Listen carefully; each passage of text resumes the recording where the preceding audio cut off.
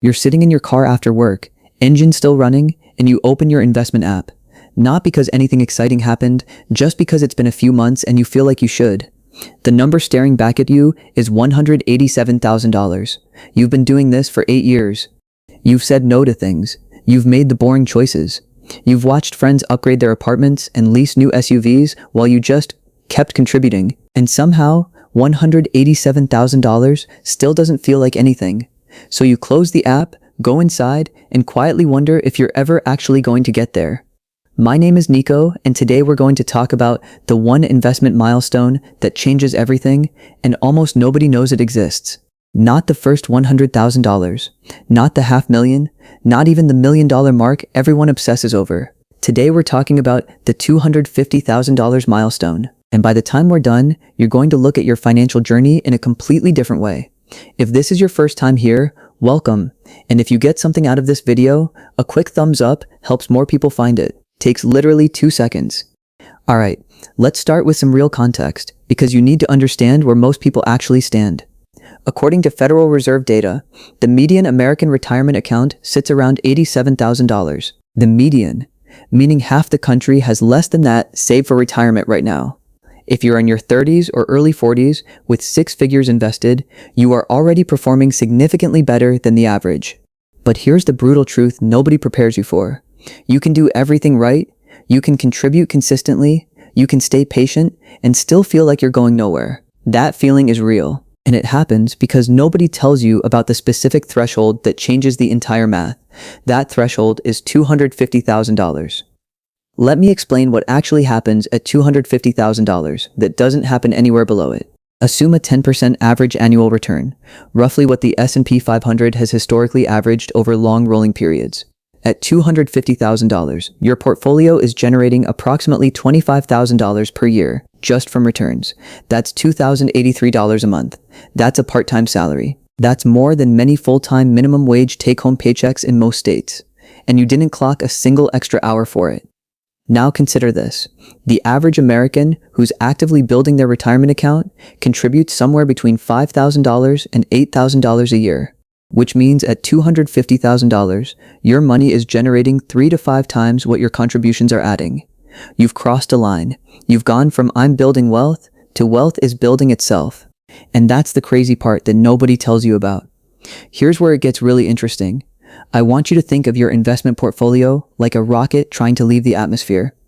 Below $250,000, you are the engine. Your monthly contributions are doing the heavy lifting. Compounding is happening, but it's slow. You are working hard to push that rocket upward. The moment you cross $250,000, your money reaches a kind of escape velocity. Your annual returns start pulling harder than your contributions are pushing. By $500,000 at 10%, your portfolio is generating $50,000 a year on its own. That's a solid full-time salary, all while you sleep. Your contributions at that point are almost a bonus. And that is a fundamentally different relationship with money than most people ever experience. So why doesn't anyone talk about $250,000 specifically? Because we've been trained to chase the numbers that sound impressive. Charlie Munger famously said the first $100,000 is the hardest. He was right about the difficulty, but he wasn't giving you the complete picture. The $1 million mark is the finish line everyone imagines, but $250,000 is the quiet inflection point. It's the threshold inside the bigger threshold, and the people who know about it protect that number with a different level of intensity because they understand what crossing it actually unlocks. Now let me show you the math with 2 real people, because numbers only hit home when there's a human story attached. Meet Marcus. He's 35 years old, earns around $74,000 a year, has been contributing steadily to his 401k since his mid-20s, and just quietly hit $250,000. He doesn't feel rich. His car is a 2018 Honda Accord with 90,000 miles on it. His apartment is perfectly fine, nothing Instagram worthy. Nobody congratulated him at dinner. He just crossed a line that most people never reach, and he did it without anyone noticing. Now meet Derek. Derek earns about the same as Marcus, but Derek made a series of choices that felt completely reasonable at the time. At 28, he financed a $44,000 truck. Payment was $680 a month. At 30, he upgraded to a nicer apartment downtown, only $350 more per month, which seemed manageable. At 32, he and his girlfriend took a $10,000 trip to Europe. Incredible experience. Zero regrets in the moment. But Derek is sitting at $68,000 saved at age 35. Not zero. Derek is not irresponsible. He has a 401k. He thinks about his future. He just never let his balance build the kind of momentum that breaks through the threshold. Now let me show you the math. And I want to be conservative here. I'm using a 7% real return to account for inflation and the realistic ups and downs of market cycles. Marcus at 35, $250,000. At 7% with absolutely no additional contributions, just that $250,000 sitting and compounding for the next 28 years until age 63, it grows to approximately $1.66 million. If he keeps contributing just $500 a month during that same period, he finishes around $2.15 million. Derek at 35, $68,000. At 7%, over those exact same 28 years with no additional contributions, his balance grows to about $452,000. If he also contributes $500 a month going forward, he finishes around $936,000. And here's the math is brutal part. Both men invested. Both were somewhat responsible. Both contributed the same amount per month after age 35. But the retirement gap between them is over $1.2 million. And that entire gap, every single dollar of it, came from choices made before the age of 35. The truck, the apartment, the trip, none of those things made Derek's life dramatically better in the long run. But they kept his portfolio from reaching the one threshold that would have bent the entire curve of his financial life. At a 4% withdrawal rate in retirement, which is a standard benchmark, Marcus draws about $86,000 a year. Derek draws about $37,000. Both contributed for 30 plus years. Both worked hard. But Derek's retirement looks like a budget. Marcus's retirement looks like options. That's not a metaphor. That's the actual math. Now let's go deeper on the psychology, because this is where I think the real damage happens. There's a specific emotional trap that hits somewhere between $80,000 and $200,000. You've been grinding, you've been consistent, you've been patient, and then you check your balance and you run a quick mental calculation. If I have $160,000 and I need $1 million to retire comfortably, I'm only 16% of the way there. It feels like standing at the base of a mountain and looking up. And so something shifts, quietly, unconsciously, the urgency fades, a car upgrade happens that wouldn't have happened 2 years earlier. The extra contributions slow down, the balance plateaus, and this happens not because people are lazy or irresponsible. It happens because we're wired to measure our progress against a destination, not against a threshold. We know the million. We can't feel the $250,000 inflection point we're just a few years away from reaching. And then there's the withdrawal trap, which is arguably even more costly than lifestyle creep. Someone reaches $210,000 or $225,000 and they pull money out for something that genuinely feels justified. A kitchen renovation, a down payment boost, a business idea that feels urgent. The account drops from $220,000 back to $140,000, and they tell themselves they'll put it back, but those years of compounding don't come back, and that's the cost most people never actually calculate. Let me put a real number on it. Jordan has $220,000 saved and decides to pull $70,000 for a home renovation, bringing his balance down to $150,000. On the surface, it's a $70,000 decision, but Jordan isn't just spending $70,000. At 7% return over 25 years, $220,000 grows to roughly $1.19 million. $150,000 grows to about $814,000. The gap between those two numbers is $380,000. Jordan's renovation didn't cost $70,000. It cost $380,000 in future wealth, and it pushed him back below the threshold just as he was getting close. But here's the part that will blow your mind. That's the calculation Jordan never ran. He knew the sticker price. He didn't know the compounding cost. And when you don't know the real number, you can't make a real decision.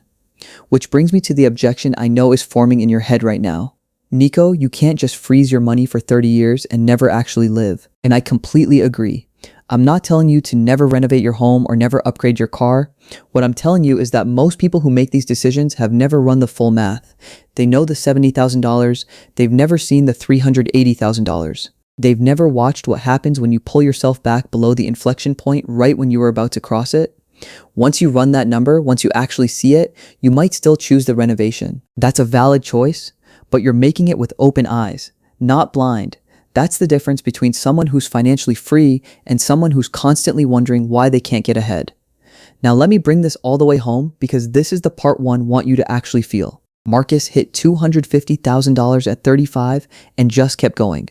Nobody threw him a party, nothing felt different from the outside, but invisibly the math fundamentally changed. By 45, with continued $500 a month contributions, he's approaching $800,000. By 55, he's looking at $1.5 million. By 63, he's at $2.15 million, pulling about $86,000 a year in retirement at a 4% withdrawal rate. Marcus's biggest financial decision at 60 isn't can I afford to retire? It's when do I want to retire? That's the real value of what happened at $250,000. Not the number itself, the options it creates. Derek kept contributing after 35, lived well, enjoyed his life, and finished around $936,000. He'll have a retirement, it'll be okay. But at $37,000 a year in withdrawals, every major expense, a medical issue, a home repair, a trip, creates a small moment of anxiety that never fully goes away. And that's the gap that built silently, one truck payment and one apartment upgrade at a time, over about 7 years in his late 20s and early 30s. Here's what I want you to walk away with. The $250,000 milestone is not about vanity. It's not about reaching a number that sounds good at a dinner party. It's about crossing the specific threshold where your money's annual earnings start to dwarf your annual contributions. The point where compounding goes from a concept you read about to a force you can actually feel in your balance every single year. And if right now you're somewhere below that threshold, $90,000, $140,000, $195,000, I want you to hear this clearly. You are not behind. You are in the build phase, the hardest, most unglamorous, least celebrated phase, but also the phase where every dollar you protect is seeding an exponentially larger version of itself down the road. The path from where you are to $250,000 is specific. It's real. It's not a fantasy number reserved for people with higher salaries or better luck. Someone starting from zero at 30 needs roughly $1,300 a month invested at 10% historical returns to hit $250,000 by 40. Someone with a $30,000 head start needs closer to $900 a month. These are hard numbers for a lot of people, but they're also specific, and specific is better than vague. Because now you have a target, not just a feeling that you should save more. Protect the threshold. Don't let a truck pull you back. Don't let a renovation reset the clock. And the next time you open your investment app and see $187,000 and feel like nothing is happening, remember that you are $63,000 from the inflection point, from the moment where the math permanently shifts in your favor. Because once you cross $250,000, something changes. Not in how people see you. Not in how your life looks from the outside, but in how the numbers work. Your money stops being something you take care of and starts taking care of you, quietly, relentlessly, every single morning while you're still asleep. If this gave you a new way to see where you are right now, drop a comment below. I read every single one and I genuinely want to know where you're at in the journey. And if you know someone in the build phase who needs to hear this, someone who's grinding and doubting themselves, share this video with them. It might be the most useful 5 minutes of their week. I'll see you in the next one.